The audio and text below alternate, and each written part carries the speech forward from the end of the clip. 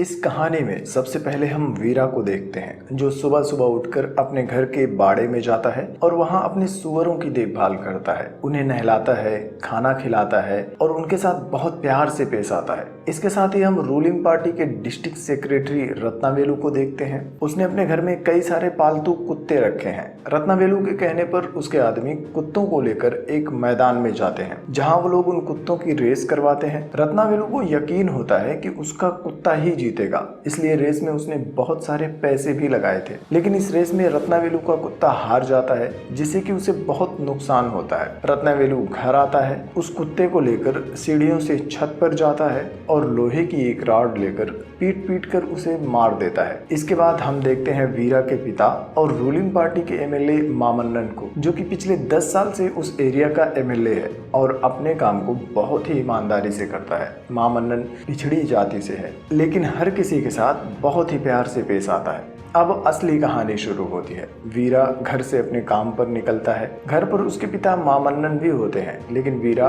उनसे कोई बात नहीं करता और अपने काम पर चला जाता है, जहां वीरा बहुत सारे स्टूडेंट्स को इंडियन मार्शल आर्ट की ट्रेनिंग देता है। तभी वो देखता है कि एक लड़का साइड में बैठकर रो रहा है। वीरा उसके पास जाता है। वो लड़का बताता है कि कार्थी ने मुझे बहुत मारा है क्योंकि जब कार्थी प्रैक्टिस कर रहा था तो अनजाने में मेरा पैर उसको लग गया था।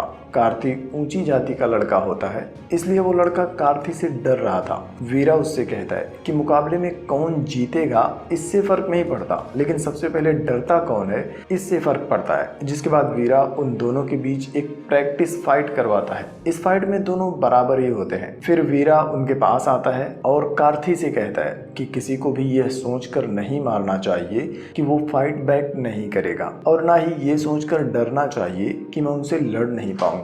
खैर, उनकी क्लास खत्म हो जाती है। आगे हम देखते हैं लीला को, जो अपने कुछ दोस्तों के साथ मिलकर किराए के घर में स्टूडेंट्स को फ्री में ट्यूशन देती है। लेकिन मकान मालिक अचानक से उन्हें घर खाली करने के लिए कहता है। उनके पास दूसरा घर ढूंढने के अलावा कोई और रास्ता नहीं होता, लेकिन इतनी जल्दी नया घर कहाँ मिलेगा। जिसके बाद लीला के दोस्त उससे कहते हैं कि हमें अपने दोस्त वीरा से बात करनी चाहिए, लेकिन लीला मना कर देती है और कहती है कि वीरा एमएलए का बेटा है, मैं उसके पास नहीं जाऊंगी। दरअसल वीरा कॉलेज टाइम से ही उनका दोस्त है। कॉलेज में वीरा और लीला दोनों एक दूसरे को पसंद भी करते थे, लेकिन दोनों ने कॉलेज में कभी भी एक दूसरे से बात नहीं की थी। दोनों के पास अपने अपने रीजंस होते हैं। लीला को लगता है कि वीरा एमएलए का बेटा है तो वो घमंडी होगा और अपने आप को बहुत बड़ा समझता होगा, जबकि असल में वीरा की पर्सनालिटी ऐसी नहीं थी। दूसरी तरफ वीरा भी डरता था कि एमएलए का बेटा हूँ इसलिए मुझे अपना क्लासमेट भी नहीं समझती और अगर मैंने उसे प्रपोज कर दिया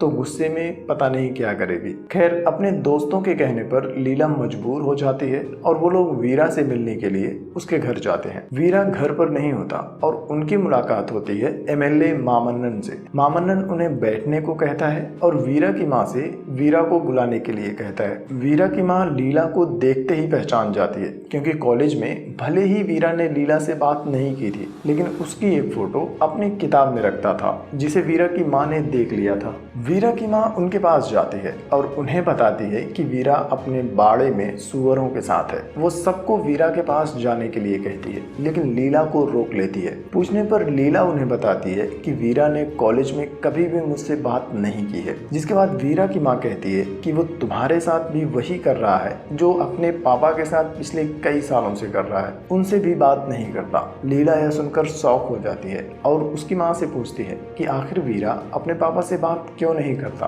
अब वीरा की माँ फ्लैशबैक में उसे वीरा की कहानी सुनाती है। जिसके बाद फ्लैशबैक में हम देखते हैं कि वीरा और उसके 3 दोस्त गांव के मंदिर वाले कुएं में नहा रहे होते हैं। वीरा और उसके दोस्त सुअर चराने वाली निचली जाति से होते हैं, इसलिए ये बात गांव की ऊंची जाति वालों को पसंद नहीं आती। ऊंची जाति के 4 आदमी वहां आते हैं और उन्हें पत्थर मारना शुरू कर देते हैं। समहाउ वीरा कुएं से निकलकर भाग जाता है, लेकिन वीरा के दोस्तों को वो चारों पत्थरों से पीट पीट कर मार देते हैं। वीरा इस सदमे से बेहोश हो जाता है। इस घटना से पूरे इलाके का माहौल गर्म हो जाता है। मामन्नन, जो कि उस वक्त रूलिंग पार्टी का एक मामूली कार्यकर्ता होता है, वो रत्नावेलु के पिता मिनिस्टर सुंदरम के पास जाता है और उससे कातिलों को सजा दिलाने के लिए कहता है। सुंदरम भी ऊंची कास्ट से ही बिलोंग करता था। वो मामन्नन को अपने साथ लेकर गांव की तरफ आता है, लेकिन रास्ते में एक जगह पर गाड़ी रोक देता है और मामन्नन को समझाता है कि उन चारों आदमियों को बचाने के लिए ऊंची जाति के लगभग 400 परिवार एक साथ आ गए हैं और अगर हमने कुछ भी किया तो दंगे शुरू हो जाएंगे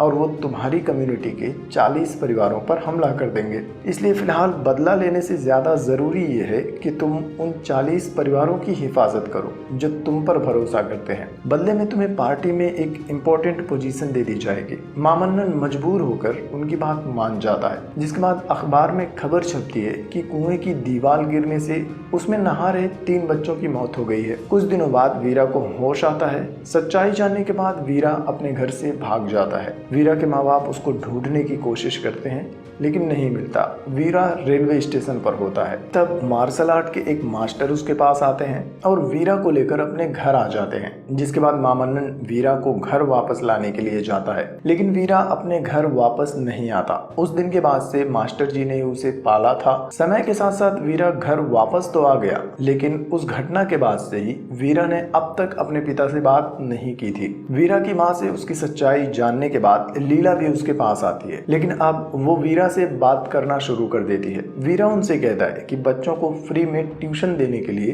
तुम लोग मेरा मार्शल आर्ट सेंटर यूज कर सकते हो। अब वो लोग बच्चों को ट्यूशन देना शुरू कर देते हैं। वीरा और लीला दोनों एक साथ खुश भी होते हैं और लीला भी वीरा के माँ बाप को बहुत पसंद होती है। और एक दिन जब वो लोग अपने सेंटर में बैठे होते हैं तभी लीला को एक अननोन कॉल आता है। वो लीला को धमकी देता है और अपनी फ्री कोचिंग बंद करने के लिए कहता है, लेकिन लीला मना कर देती है। और कुछ दिनों बाद जब लीला और वीरा दोनों बाहर होते हैं तब कोचिंग सेंटर में अचानक से कुछ लोग आते हैं और तोड़फोड़ करना शुरू कर देते हैं। वो पूरी कोचिंग सेंटर को तहस नहस कर देते हैं। कुछ स्टूडेंट्स की पिटाई भी करते हैं और वहां से चले जाते हैं, जिसके बाद लीला और वीरा भी वापस आते हैं और थोड़ी देर के बाद उन्हें पता चलता है कि यह सब कुछ सुंदरम एकेडमी वालों ने किया है। वीरा गुस्सा हो जाता है और सबको साथ लेकर सुंदरम एकेडमी जाता है और वो लोग भी सुंदरम एकेडमी को तोड़ देते हैं। सुंदरम एकेडमी को रत्नावेलु का बड़ा भाई सम्मुगवेल चलाता था। रत्नावेलु भी सुंदरम एकेडमी आता है। सुंदरम एकेडमी का टूटना उसके लिए एक अपमान के जैसा होता है, क्योंकि वो एकेडमी उनके पिता के नाम पर है। रत्नावेलु का भाई उसे बताता है कि फ्री कोचिंग सेंटर की वजह से हमारी एकेडमी को नुकसान हो रहा था, इसलिए मैंने ऐसा किया। मुझे उम्मीद नहीं थी कि वो लोग फाइट बैक करेंगे। रत्नावेलु अपने भाई पर बहुत गुस्सा होता है। फिर उसका भाई उसे बताता है कि तोड़फोड़ करने वाले सभी लोग कॉलेज स्टूडेंट्स थे और एमएलए मामन्नन का बेटा भी उनके साथ ही था। इसके बाद रत्नावेलु सभी पुलिस वालों को वापस भेज देता है और मामन्नन को अपने बेटे के साथ घर पर बुलाता है। इधर मामन्नन को भी घटना की जानकारी मिल जाती है। वो वीरा की माँ से वीरा को कॉल करवाता है और फिर वीरा से कहता है कि मैं उस वक्त कुछ भी नहीं था, लेकिन अब मैं एमएलए हूँ, इसलिए इस मामले को मुझे संभालने दो। रत्नावेलु ने हम दोनों को बुलाया है, फिलहाल मैं जा रहा हूँ, अगर हो सके तो तुम भी आ जाना। अब वीरा रत्नावेलु के घर जाता है। उसके घर पर मामन्नन रत्नावेलु के पास खड़ा होकर बातें कर रहा होता है। वीरा उनके पास पहुंचता है। रत्नावेलु वीरा को बैठने के लिए कहता है, लेकिन वीरा अपनी जगह पर अपने पापा को बैठने के लिए कहता है, लेकिन मामन्नन बैठने से मना कर देता है। क्योंकि मामन्नन छोटी जाति से था, इसलिए आज तक वो रत्नावेलु के घर पर कभी भी बैठकर बात नहीं की थी। वीरा को यह बात अच्छे से समझ में आ जाती है। रत्नावेलु भी उससे कहता है कि मैं इन्हें बरसों से जानता हूँ, कोई कितना भी कहे ये मेरे सामने कभी नहीं बैठते। वीरा उससे पूछता है कि क्या तुमने कभी इन्हें बैठने के लिए कहा है? और ऐसे ही धीरे धीरे यह बहस बढ़ जाती है और एक पॉइंट पर रत्नावेलु मामन्नन को धक्का दे देता है। वीरा उन्हें गिरने से बचा लेता है, लेकिन अपने सामने अपने पिता का अपमान देखकर वो बहुत गुस्सा होता है और फिर रत्नावेलु के साथ साथ उसके घर के सभी आदमियों की पिटाई करता है और अपने पापा को और अपने पापा के साथ वापस घर आ जाता है। वो लोग अपने घर पर बैठे होते हैं, तभी मामन्नन को एक कॉल आता है। कॉल सुनने के बाद मामन्नन घबरा जाता है। वो वीरा की माँ और लीला को कमरे के अंदर भेज देता है। दरअसल रत्नावेलु के सपोर्ट से ही मामन्नन एमएलए बना था और अभी जो हुआ वो रत्नावेलु से बर्दाश्त नहीं होता। उसने मामन्नन और वीरा को मारने के लिए अपने गुंडे भेजे थे। वो कहता है कि मेरे एक पालतू कुत्ते ने आज मुझे ही काटने की कोशिश की है और अब उसका मरना तय है। इधर मामन्नन अपने कमरे में जाता है, एक गन और एक बड़ी सी तलवार लेकर बाहर आता है। वो तलवार अपने बेटे को देता है और लड़ाई के लिए तैयार होने को कहता है। घर के अंदर ही बैठकर दोनों उन गुंडों के अंदर आने का वेट करने लगते हैं। उसी टाइम पर रत्नावेलु को उनकी पार्टी के सीएम का कॉल आता है। सीएम रत्नावेलु और मामन्नन दोनों को अपने पास बुलाता है ताकि वो दोनों के बीच बातचीत करके मामले को खत्म कर सके। इसके बाद रत्नावेलु अपने आदमियों को रोक लेता है, लेकिन अपने कुत्तों को वीरा के बाड़े में छोड़ देता है। वो कुत्ते बाड़े में सभी सुअरों को मार देते हैं। उनके जाने के बाद जब वीरा बाहर आता है और अपने बाड़े की हालत देखता है तो बहुत दुखी होता है। इसके बाद हम देखते हैं रत्नावेलु को, जो कि स्टेट सीएम के पास होता है। सीएम उससे कहता है कि तुम्हारे पिताजी और तुम्हारे बीच बहुत फर्क है।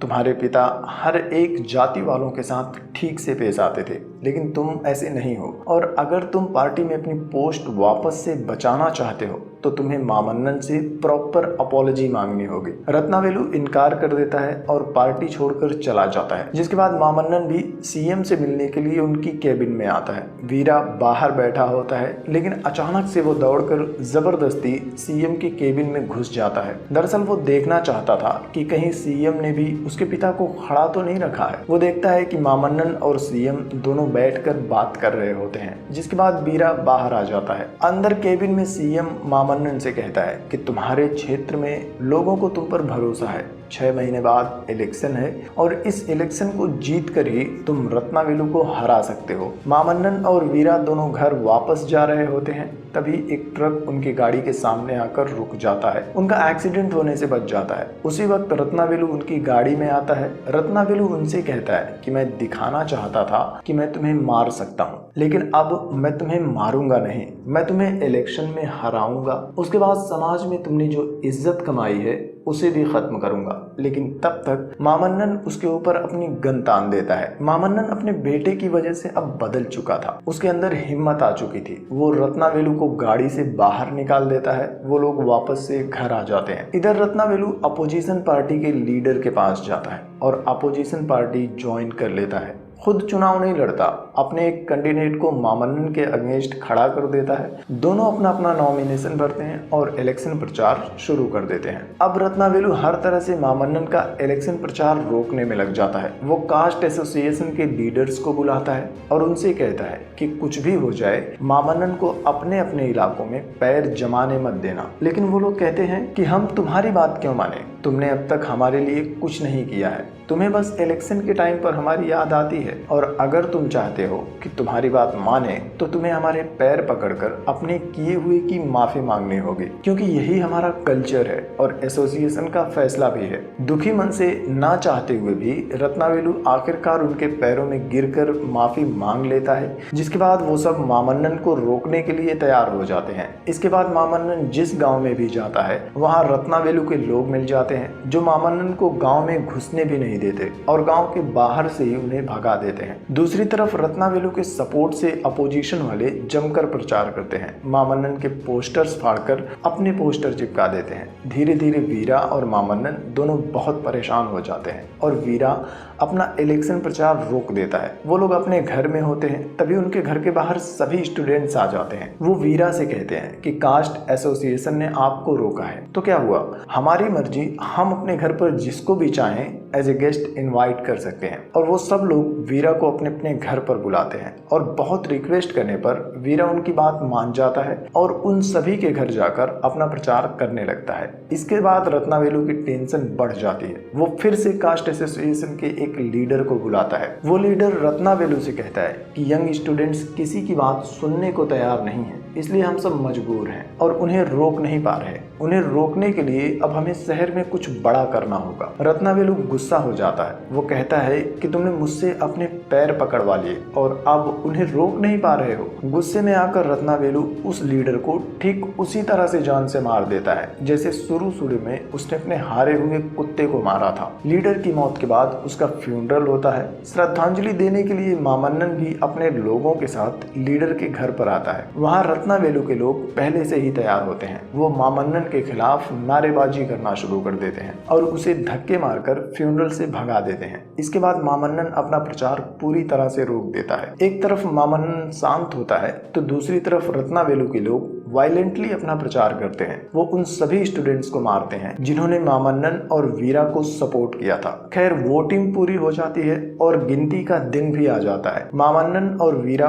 काउंटिंग बूथ पर होते हैं। वीरा को अजीब सा महसूस होता है। वो बूथ से अपने घर जाता है। इधर घर पर रत्नावेलु का बड़ा भाई अपने आदमियों के साथ होता है। वो वीरा की माँ को मारना चाहता है लेकिन तभी वीरा वहाँ पहुँच जाता है और उन सब की पिटाई करता है और अपनी माँ को बचा लेता है। जिसके बाद पुलिस भी वहां आती है और उन सबको गिरफ्तार कर लेती है। थोड़ी देर बाद पता चलता है कि रत्नावेलु के कैंडिडेट को हराते हुए मामन्नन ने ये इलेक्शन जीत लिया है। जनता ने वायलेंट रत्नावेलु की जगह पर शांति से चुनाव लड़ने वाले मामन्नन को चुना है और मामन्नन की पार्टी ने एक बार फिर से स्टेट में अपनी सरकार बनाई है। हारने के बाद रत्नावेलु आखिर में मामन्नन के पास आता है और एक नेता की तरह ही हाथ मिलाकर मामन्नन को बधाई देता है। जिसके बाद हमें असेंबली का सीन दिखाया जाता है जिसमें रूलिंग पार्टी और अपोजिशन पार्टी के सभी एमएलए मौजूद होते हैं। तभी ऐलान होता है कि स्पीकर ऑफ द असेंबली आ रहे हैं। सब लोग खड़े हो जाते हैं। तब एंट्री होती है मामन्नन की और आखिर में मामन्नन